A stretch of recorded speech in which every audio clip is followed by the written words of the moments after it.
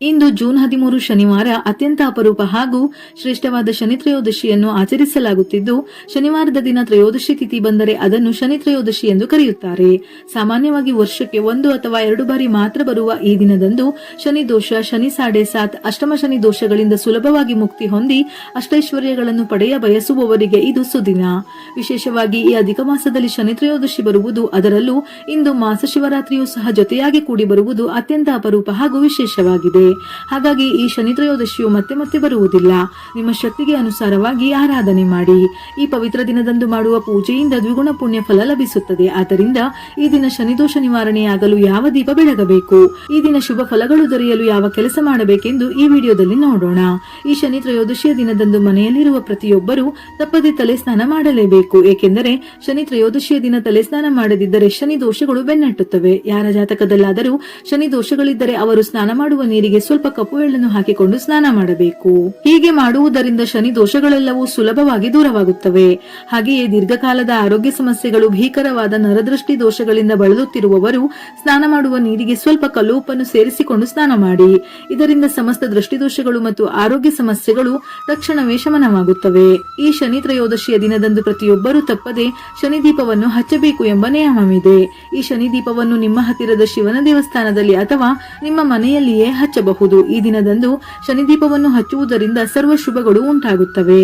ಇಂದು ಮಹಿಳೆಯರು ತಲೆ ಸ್ನಾನ ಮಾಡಿ ನಿಮ್ಮ ಮನೆಯ ನಡುಮನೆಯಲ್ಲಿ ಪಶ್ಚಿಮಾಭಿಮುಖವಾಗಿ ಒಂದು ಮರದ ಮಣೆಯನ್ನು ಇಟ್ಟು, ಆ ಮಣೆಯ ಮೇಲೆ ಒಂದು ಮಣ್ಣಿನ ಹಣತೆಯನ್ನು ಇಟ್ಟು ಅದರಲ್ಲಿ ಎಳ್ಳಿನ ಎಣ್ಣೆಯನ್ನು ಹಾಕಿ 8 ಬತ್ತಿಗಳನ್ನು ಸೇರಿಸಿ ದೀಪವನ್ನು ಬೆಳಗಿಸಬೇಕು. ಈ ದೀಪದ ಜ್ಯೋತಿಯು ಯಾವಾಗಲೂ ಪಶ್ಚಿಮ ದಿಕ್ಕಿನ ಕಡೆಗೆ ಉರಿಯುತ್ತಿರುವಂತೆ ನೋಡಿಕೊಳ್ಳಬೇಕು. ಇದನ್ನೇ ಶಾಸ್ತ್ರದಲ್ಲಿ ಶನಿದೀಪವೆಂದು ಕರೆಯಲಾಗುತ್ತದೆ. ಶನಿ ತ್ರಯೋದಶಿಯ ದಿನದಂದು ಈ ಒಂದು ಶನಿ ದೀಪವನ್ನು ಹಚ್ಚಿದರೆ ಸಾಕು, ನಿಮ್ಮ ಜಾತಕದಲ್ಲಿ ಎಂತಹದೇ ಭಯಾನಕ ದೋಷವಿದ್ದರೂ ಅದು ತಕ್ಷಣವೇ ನಿವಾರಣೆಯಾಗುತ್ತದೆ. ಅಷ್ಟೇ ಅಲ್ಲದೆ ನಿಮ್ಮ ಮನೆಗೆ ಭೋಗ ಭಾಗ್ಯಗಳು, ಅಷ್ಟೈಶ್ವರ್ಯಗಳು ಒದಗಿ ಬರುತ್ತವೆ. ಇಂದು ಪ್ರತಿಯೊಬ್ಬರು ಬೇರೆ ಏನು ಮಾಡದೇ ಇದ್ದರೂ ಸಹ ಈ ದಿನ ಮನೆಯಲ್ಲಿ ಎಳ್ಳಿನ ಎಣ್ಣೆಯ ದೀಪಾರಾಧನೆ ಮಾಡಿ. ಈ ದಿನದಂದು ಪ್ರತಿಯೊಬ್ಬರು ನೀಲಿ ಬಣ್ಣದ ವಸ್ತ್ರಗಳನ್ನು ಧರಿಸಿದರೆ ಶ್ರೇಷ್ಠ. ವಿಶೇಷವಾಗಿ ಈ ಶನಿ ತ್ರಯೋದಶಿ ಎಂದು ಕಲ್ಲು ಉಪ್ಪಿನಿಂದ ನಿಮ್ಮ ಮನೆಯಲ್ಲಿರುವ ಸಣ್ಣ ಮಕ್ಕಳಿಗೆ ದೃಷ್ಟಿ ತೆಗೆಯಬೇಕು. ಹೀಗೆ ಮಾಡುವುದರಿಂದ ನಿಮ್ಮ ಮಕ್ಕಳ ಮೇಲೆ ಯಾವುದೇ ರೀತಿಯ ಕೆಟ್ಟ ದೃಷ್ಟಿ ಬೀಳುವುದಿಲ್ಲ. ಅಲ್ಲದೆ ನಿಮ್ಮ ಮನೆಯ ಮುಖ್ಯ ದ್ವಾರಕ್ಕೆ ಲಿಂಬೆಹಣ್ಣು ಮತ್ತು ಹಸಿಮೆಣಸಿನಕಾಯಿಯನ್ನು ಕಟ್ಟಬೇಕು. ಒಂದು ಕಪ್ಪು ದಾರಕ್ಕೆ 1 ಲಿಂಬೆಹಣ್ಣು ಮತ್ತು 7 ಹಸಿಮೆಣಸಿನಕಾಯಿಗಳನ್ನು ಪೊಣಿಸಿ ಬಾಗಿಲ ಹೊರಗಡೆ ತೂಗು ಹಾಕಬೇಕು. ಹೀಗೆ ಮಾಡಿದರೆ ನಿಮ್ಮ ಮನೆಯಲ್ಲಿರುವ ದಾರಿದ್ರ್ಯ ದೇವತೆಯು ಹೊರ ನಡೆದು ನಿಮ್ಮ ಮನೆಗೆ ಒಳ್ಳೆಯ ದಿನಗಳು ಆರಂಭವಾಗುತ್ತವೆ. ಈ ಶನಿ ತ್ರಯೋದಶಿಯ ದಿನದಂದು ನೀವು ಬೇರೇನೂ ಮಾಡದಿದ್ದರೂ ಪರವಾಗಿಲ್ಲ, ಶನಿದೇವರ ವಿಗ್ರಹಕ್ಕೆ ಎಳ್ಳಿನ ಎಣ್ಣೆಯಿಂದ ಅಭಿಷೇಕ ಮಾಡಿ ನಮಸ್ಕರಿಸಿದರೆ ಶನಿ ಬಾಧೆಗಳೆಲ್ಲವೂ ತಕ್ಷಣವೇ ದೂರವಾಗುತ್ತವೆ. ಇದರಿಂದ ನಿಮಗೆ ಅಖಂಡ ರಾಜಯೋಗ ಸಿದ್ಧಿಸುತ್ತದೆ. ಆದ್ದರಿಂದ ಈ ಶನಿವಾರ ತಪ್ಪದೆ ನಿಮ್ಮ ಹತ್ತಿರದ ಶಿವಾಲಯಕ್ಕೆ ಹೋಗಬೇಕು. ಶಿವಾಲಯದಲ್ಲಿರುವ ನವಗ್ರಹಗಳಿಗೆ 9 ಪ್ರದಕ್ಷಿಣೆಗಳನ್ನು ಹಾಕಿ ಶನಿದೇವರ ವಿಗ್ರಹಕ್ಕೆ ಎಳ್ಳಿನ ಎಣ್ಣೆಯಿಂದ ತೈಲಾಭಿಷೇಕ ಮಾಡಬೇಕು. ಈ ದಿನದಂದು ನವಗ್ರಹಗಳಿಗೆ ಪ್ರದಕ್ಷಿಣೆಗಳನ್ನು ಹಾಕುವುದರಿಂದ ನಿಮ್ಮ ಜಾತಕ ದೋಷಗಳೆಲ್ಲವೂ ತಕ್ಷಣವೇ ನಿವಾರಣೆಯಾಗುತ್ತದೆ. ನವಗ್ರಹಗಳಿಗೆ 9 ಪ್ರದಕ್ಷಿಣೆಗಳನ್ನು ಪೂರ್ಣಗೊಳಿಸಿದ ನಂತರ ಕೈ ಕಾಲುಗಳನ್ನು ಸ್ವಚ್ಛವಾಗಿ ತೊಳೆದುಕೊಂಡು ಆಮೇಲೆ ಶಿವನ ದರ್ಶನವನ್ನು ಪಡೆಯಬೇಕು. ಒಂದು ವೇಳೆ ಎಳ್ಳಿನ ಎಣ್ಣೆಯಿಂದ ಶನಿದೇವರಿಗೆ ಅಭಿಷೇಕ ಮಾಡಲು ಸಾಧ್ಯವಾಗದವರು ಶನಿದೇವರ ಪಾದಗಳ ಬಳಿ ನೀಲಿ ಬಣ್ಣದ ಶಂಖಪುಷ್ಪ ಹೂವುಗಳನ್ನು ಅರ್ಪಿಸಿ ನಮಸ್ಕರಿಸಿ.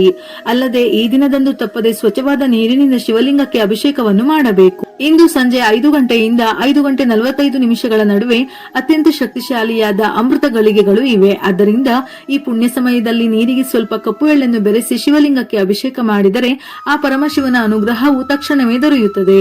ಜೀವನದಲ್ಲಿ ಐಶ್ವರ್ಯ ಮತ್ತು ಅಭಿವೃದ್ಧಿಯನ್ನು ಬಯಸುವವರು ಹಸುವಿನ ಹಾಲಿನಿಂದ ಶಿವಲಿಂಗಕ್ಕೆ ಅಭಿಷೇಕ ಮಾಡಿ. ಈ ಶನಿ ತ್ರಯೋದಶಿಯ ದಿನದ ಪ್ರದೋಷ ಕಾಲದಲ್ಲಿ, ಅಂದರೆ ಸಾಯಂಕಾಲದ ಸಮಯದಲ್ಲಿ ಶಿವನನ್ನು ಪೂಜಿಸಿದರೆ ಕೋಟಿ ಜನ್ಮಗಳ ಪುಣ್ಯ ಫಲ ಲಭಿಸುತ್ತದೆ.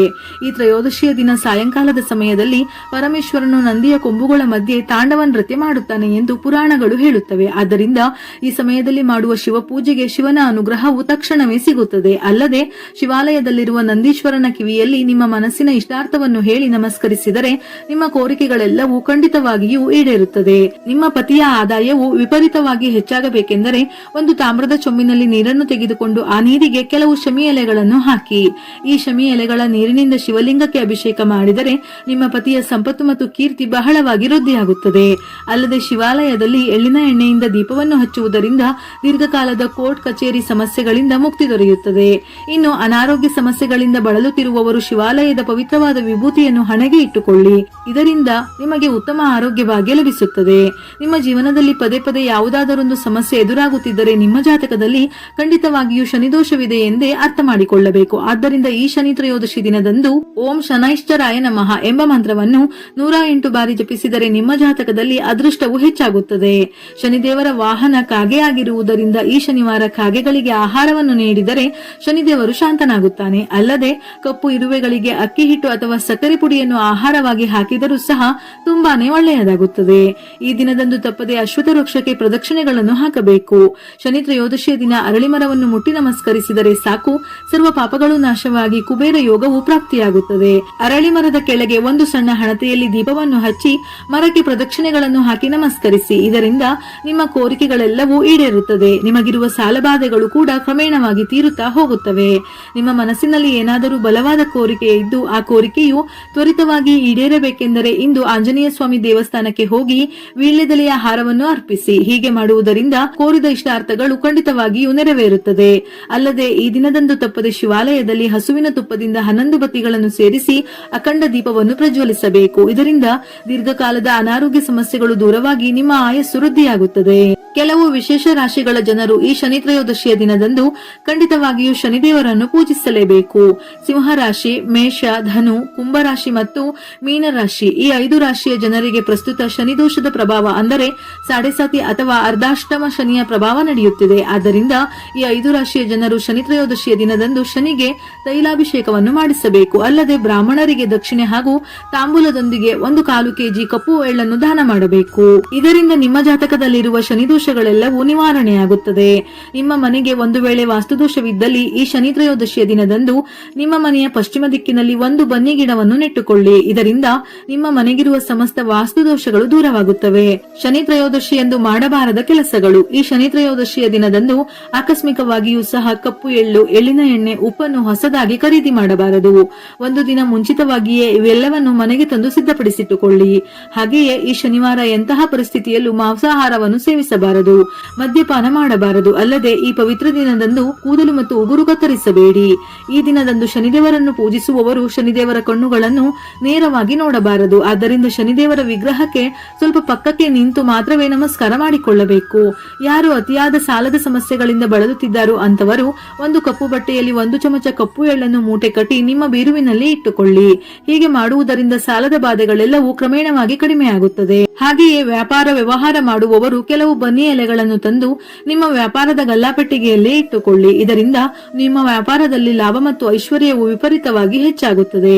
ಈ ಶನಿ ತ್ರಯೋದಶಿಯ ದಿನ ಸಾಯಂಕಾಲದ ಸಮಯದಲ್ಲಿ ವಿವಾಹಿತ ಮಹಿಳೆಯರು ಶಿವ ಪಾರ್ವತಿಯರನ್ನು ಪೂಜಿಸಿದರೆ ದೀರ್ಘ ಸುಮಂಗಲಿ ಯೋಗ ಪ್ರಾಪ್ತಿಯಾಗುತ್ತದೆ. ಇನ್ನು ಯಾರಾದರೂ ಉದ್ಯೋಗಕ್ಕಾಗಿ ಪ್ರಯತ್ನಿಸುತ್ತಿದ್ದರೆ ಅಂತವರು ನೀಲಿ ಬಣ್ಣದ ಪುಷ್ಪಗಳಿಂದ ಶನಿದೇವರನ್ನು ಪೂಜಿಸಿದರೆ ಖಂಡಿತವಾಗಿಯೂ ನೀವು ಬಯಸಿದ ಉದ್ಯೋಗವು ದೊರೆಯುತ್ತದೆ. ಅಲ್ಲದೆ ರಾಹುಕೇತು ದೋಷಗಳಿಂದ ಬಳಲುತ್ತಿರುವವರು ಕಪ್ಪು ನಾಯಿಗೆ ಆಹಾರವಾಗಿ ರೊಟ್ಟಿಗಳನ್ನು ನೀಡಿ. ಈ ದಿನದಂದು ಬಡವರಿಗೆ ಕಪ್ಪು ಉದ್ದಿನ ಬೇಳೆಯನ್ನು ದಾನ ಮಾಡಿದರೆ ಅಷ್ಟೈಶ್ವರ್ಯಗಳು ಪ್ರಾಪ್ತಿಯಾಗುತ್ತವೆ.